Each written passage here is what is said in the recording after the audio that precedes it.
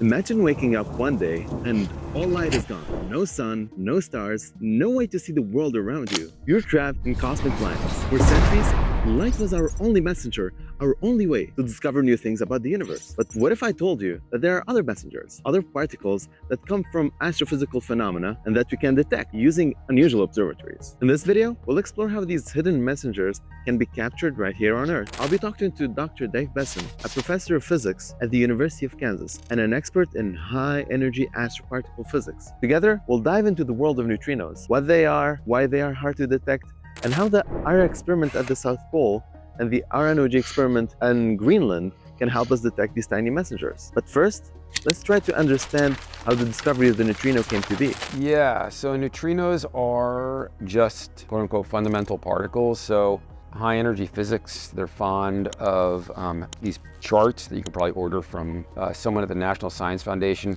and it shows all the fundamental particles in the universe. So there's quarks, and the quarks make up protons and neutrons, and then there are the so-called leptons, which include the familiar electron, also the not so familiar muon, which is a particle which you see often in cosmic ray interactions. And paired up with an electron or a muon is a certain type of neutrino. And there's a famous, probably apocryphal story about some science dude, physics guy, I. Rabi, who, I don't know anything about the dude, but there's this story that he's at dinner one day and someone says, oh, you know, someone discovered this particle called the neutrino, and the chances that it'll ever be discovered, you know, actually detected are practically zero. And his response was, who ordered that? That in physics is considered humor. So the neutrino was sort of invented before it was ever discovered by, I think it was Wolfgang Pauli, because what they noticed is that, is a long answer. What they noticed is that when a neutron decayed to a proton and an electron, so it makes sense that, you know, if you just had to construct, so are you familiar with our atoms, and you were to construct a model of matter, you would say, well, there's protons and there's electrons and there's neutrons, and I don't need anything else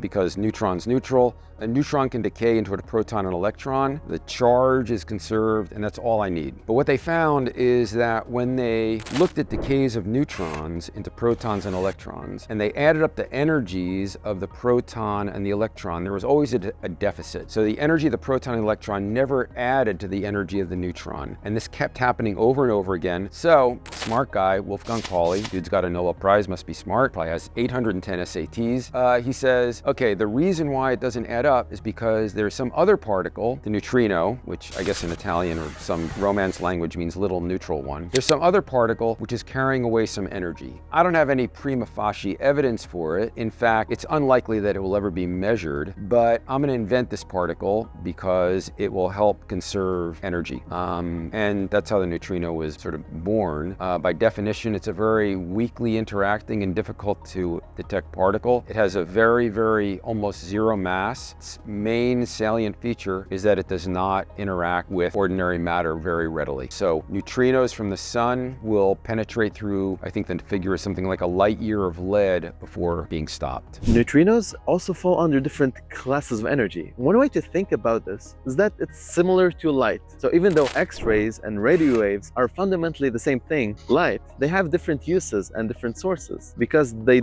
don't exactly behave in identical ways. With neutrinos, it's a similar story where they have different classes of energy. The neutrinos that Dave is looking for are of the highest energy, and they're called ultra high energy neutrinos, and they're fascinating. What's specific about ultra high energy neutrinos is they are just like ultra high energy protons or ultra high energy gamma rays. The ultra high energy neutrinos are the ones that are produced in sort of the most explosive and therefore sort of the most sensational processes in the universe. So what we're looking at, and insofar as many of the explosive processes, most explosive processes in the universe occurred in the early universe, what we're looking for are neutrinos that may have been produced, you know, something like only 20% into cosmic history. So, you know, 80% of the age of the universe ago. And those are neutrinos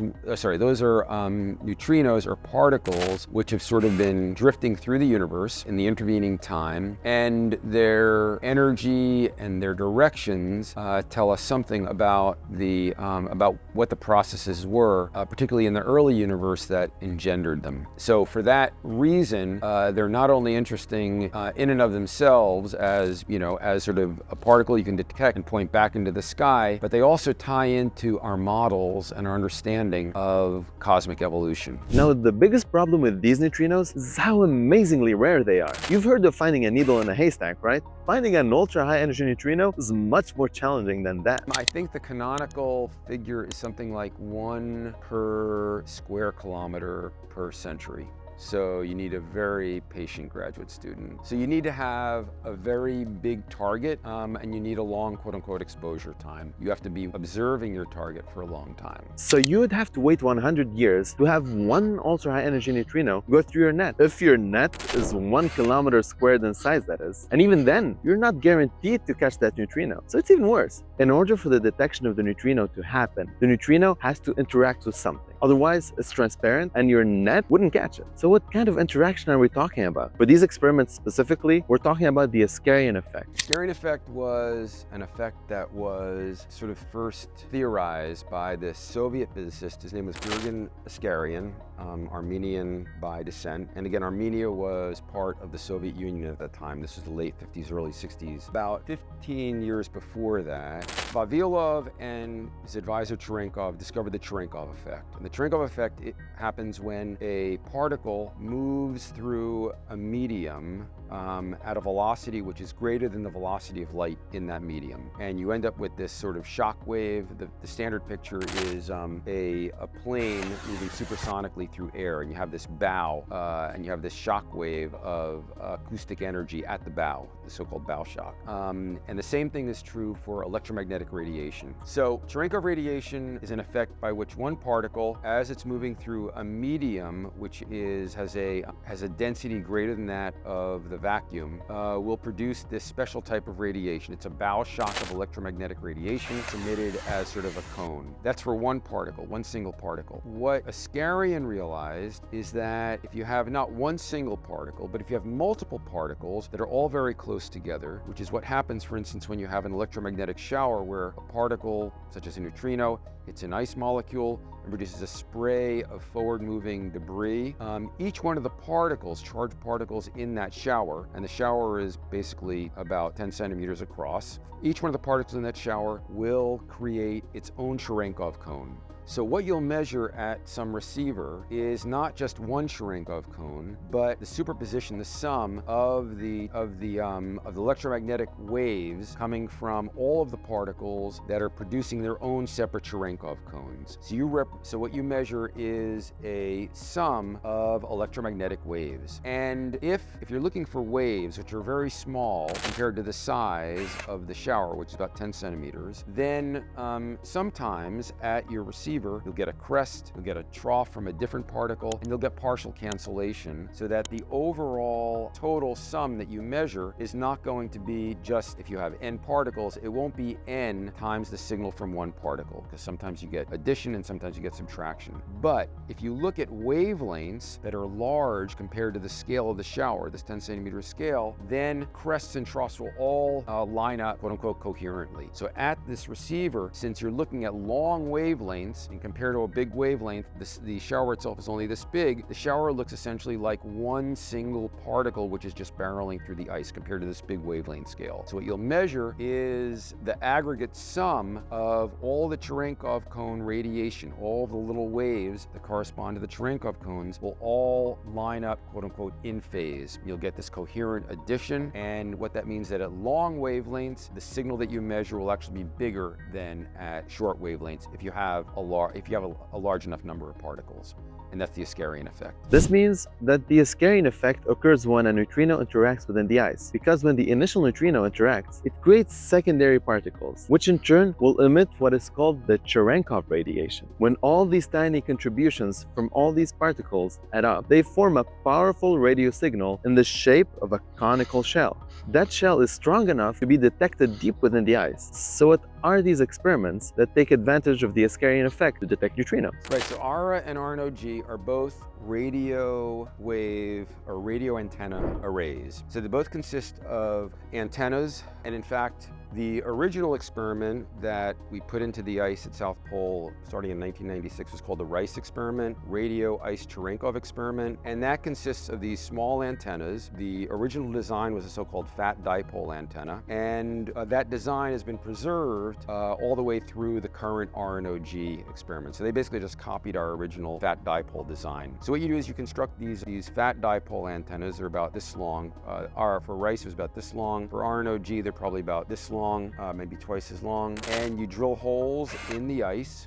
There's both for ARA and RNOG, and you drop your antennas on a cable into the ice. There's some local amplification of the signal, and you read out the signal on some computing on the surface. So both of those experiments consist of arrays of radio wave antennas that are designed to hopefully measure the Askaryan radiation produced when a neutrino interacts not very far from your array in the ice. Experiments like ARA and RNOG are designed to detect neutrinos by embedding radio antennas deep within the ice. Their job is to capture radio waves produced by the Askaryan effect when a neutrino interacts nearby, and they would record all the little hints that would confirm such a detection. But detecting a burst of radio waves is not conclusive. So how do we know that what we are seeing actually comes from a neutrino and not something else? What fundamentally separates a neutrino signal from any other random signal? Detecting the signals in and of itself do not. And in fact, you only get circumstantial evidence about a neutrino. But neutrino interactions have a few specific characteristics. The first is that the interaction point of the neutrino should be below your array. As we talked about earlier, most of the backgrounds are coming from above. Human activity,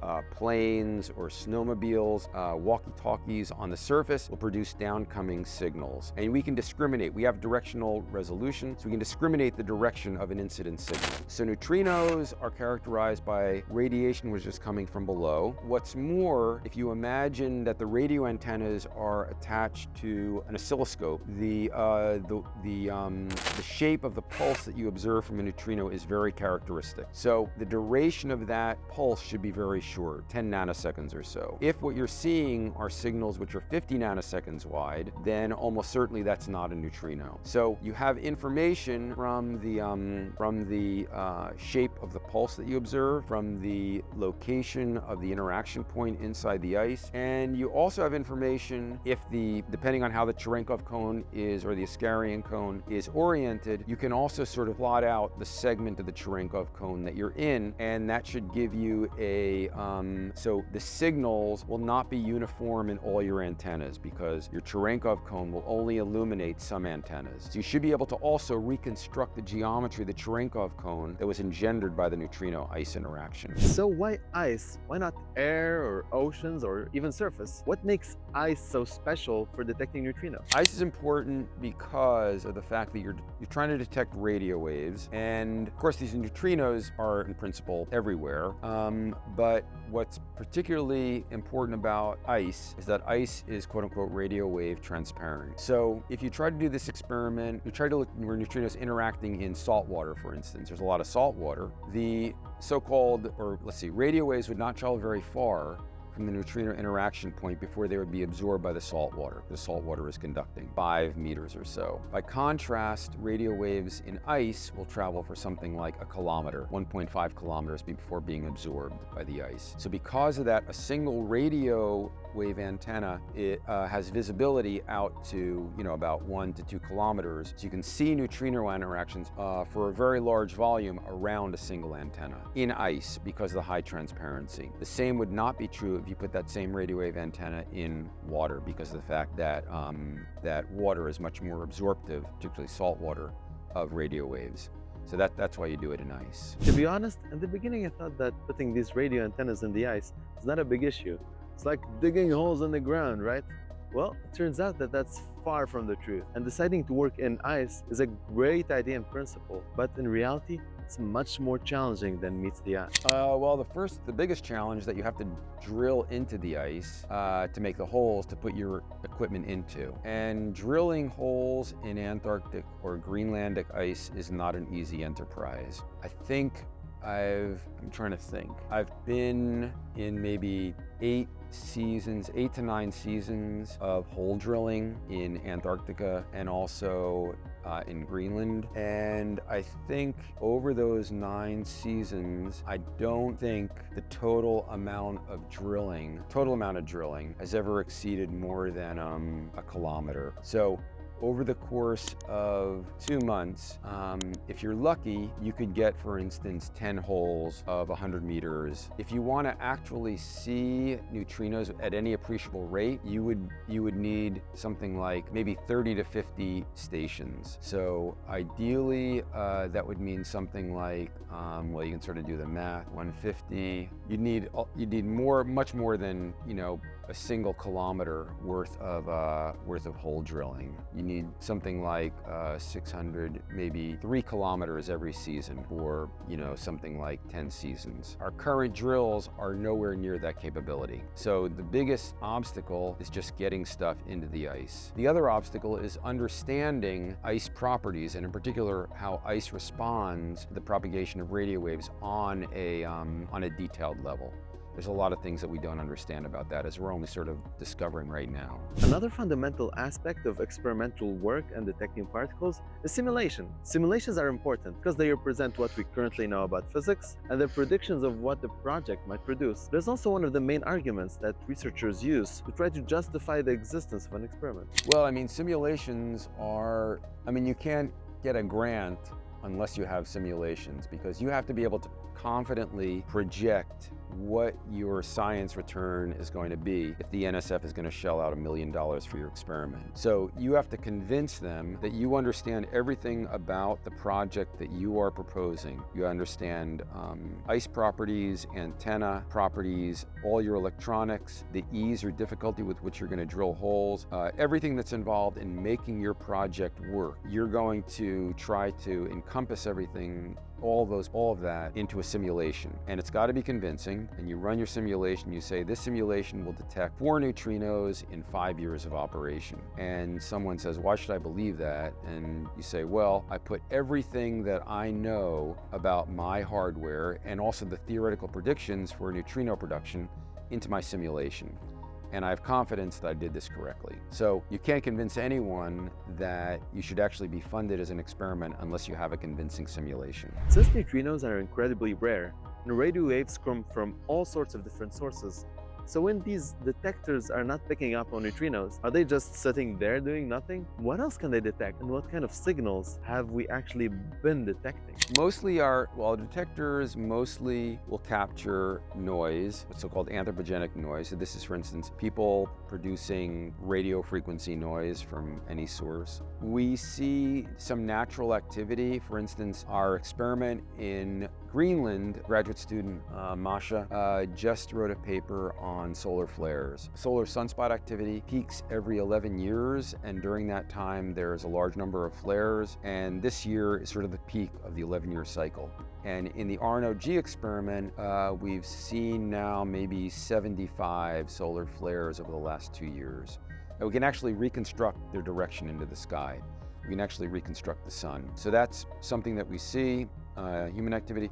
We see planes produce radio signals, and we also see just random noise fluctuations coming from, if you're familiar with it, black body radiation from the ice itself. And that's the biggest contributor to our observed rate. Sadly, since the radio experiments have started, no ultra-high energy neutrinos have been detected through the Askaryan Effect. But when do we expect our first detection? Should we start to get worried that we haven't not detected any yet? With an array of something like 30 stations, so ARA has 5 stations, RNOG has 7 stations, now 8 stations. We're still not at the point where we would get 1 per year. I would guess that if we keep observing, we should see our first one within the next 5 years or so. It seems like we're still waiting to detect these ultra-high energy neutrinos. But again, what if we don't? What if we keep looking and never find a neutrino of the sort? Is it possible that we are looking for something that does not exist? Is it worth looking into? And where could this lead up to? It would. So we know that these ultra high energy neutrinos have to be there because we've observed very high energy counterparts. We've observed very high energy protons, for instance, by other experiments. And we know that these very high energy protons have to be accompanied by neutrinos. So you know, if we didn't detect one of these in a few years, people would start to sweat a little bit. It's like supersymmetry. If we didn't detect one of these within 10 years, then it would make people wonder why it is that we're seeing ultra high energy cosmic rays, but we're not seeing the companion counterpart, ultra high energy neutrinos. It would require somewhat of a fairly large rethinking of our model of sort of cosmic evolution and the processes, the very high energy processes that occur in the universe. So not finding ultra-high energy neutrinos because they don't exist seems to be a very unlikely scenario. But why? What makes us so confident that these particles must be out there, even though we have not detected any of them yet? What evidence or fundamental principles tell us that they should in fact exist? Again, so these ultra high energy neutrinos, the primary mechanism for producing these ultra high energy neutrinos, the guaranteed flux, are from interactions of ultra high energy cosmic rays with the CMB. We know there's ultra high energy cosmic rays because other experiments like the Auger experiment in Argentina or the telescope array in Utah have detected them. We know they're there. We know the cosmic microwave background is there. There's 400 CMB photons per cubic centimeter. And we know how protons interact with photons. This is called photoproduction. It's been studied by Fermilab for the last 40 years or so. So we believe we understand the physics of protons interacting with photons. We know there's ultra high energy protons, and interactions of those ultra high energy protons with the CMB should engender neutrinos. If we didn't see neutrinos, it would mean either A, we don't understand how protons interact with photons, despite 40 years worth of data that we've accumulated in fixed target experiments. B, there's some reason why we detect ultra high energy cosmic rays here at Earth, but they're not somewhere else. They're not out there interacting with the CMB. Or C, our understanding of the CMB is wrong. For some reason, the CMB distribution locally near Earth is much different than the CMB distribution somewhere else, which would be very surprising. At the end of my interview with Dr. Besson, I asked him about his job as a professor, and he talked about how great it is to be working on solving some of the world's most arcane physical problems. But he also expressed a problem that is so close to his heart that we should all be aware of. Sometimes I do worry that what I'm doing is a little too arcane. I mean, you know, Greenland saw its first rain within the last couple of years because of global warming. And, you know, Antarctica is losing its snowcap, as is Greenland. On the way up to Greenland, fly from Scotia, New York to an outpost on the coast, which is called Kangerlussuaq. And in Kangerlussuaq, when I was there in August, and be there again in August, there's this sort of stream, which is just sort of a rushing torrent, and it flows out from the glaciers, which are sort of behind the hill, out to the ocean. And, you know, it's sort of like evidence of global warming right in front of you. And like I said, sometimes I worry a little bit that what I'm doing is a little too arcane, when at the same time, you know, evidence of what we're doing to the planet is staring at us in the face. So it's a good job, but yeah, I mean, people should think about what they're doing in a global context. Hopefully I do that at least a little bit. Thanks for sticking until the end. It's such a pleasure making these videos and sharing them with you. If you like this one, then you might also like the previous one about cosmic rays. Please let me know if you have any questions in the comments. And for now, clear skies, my friends. See you on the next one.